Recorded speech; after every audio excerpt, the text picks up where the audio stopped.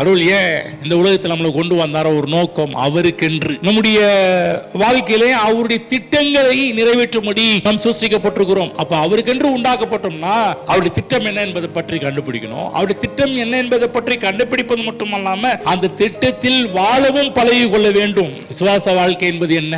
அவருடைய திட்டத்தை கண்டுபிடிச்சு இதுதான் என் வாழ்க்கையில கர்த்தர் வைத்த திட்டம் இதுதான் என்று தெரிந்து கொண்டால் அந்த திட்டத்திற்கு நேராக நம்முடைய வாழ்க்கையை திசை திருப்ப வேண்டும். அப்படி போனாதான் ஒரு நிறைவு உண்டாகும். நான் கரெக்டா போயிட்டு இருக்கிறேன், தேவ திட்டத்துல போயிட்டு இருக்கிறேன். யோசிச்சு பாருங்க, நம்ம தேவ திட்டத்துல போகாம வேற பிளான்ல போயிட்டு இருந்தோம், நமக்கே தெரியும் ஐயோ திசை மாதிரி கொஞ்சம் போயிட்டு இருக்கிறோமே, தடுமாறி கொஞ்சம் போயிட்டு இருக்கிறோமே, இந்த ரூட்ல தானே போகணும், இந்த ரூட்ல போகாம வேற ரூட்ல போயிட்டு இருக்கிறோமே என்ற எண்ணம் எல்லாம் தோன்ற ஆரம்பிக்கும். ஆனால் தேவ திட்டம் என்று அறிந்து அந்த திட்டத்தில் நாம் நடப்போம் என்றால் என்ன கர்த்தர் அவருக்கென்று சிருஷ்டித்திருக்கிறாரு, ஆனா அவருக்கென்று வாழ ஆரம்பிக்கும் போது நம்முடைய உள்ளத்திலே ஏராளமான நிறைவு உண்டாகும், ஏராளமான சந்தோஷம் உண்டாகும், ஏராளமான மகிழ்ச்சி உண்டாகும்.